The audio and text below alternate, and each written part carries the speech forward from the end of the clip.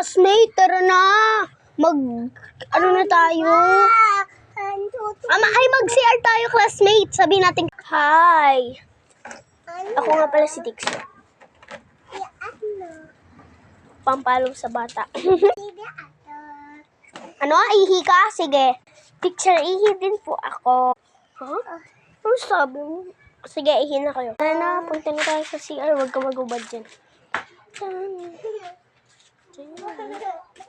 Ano bubad?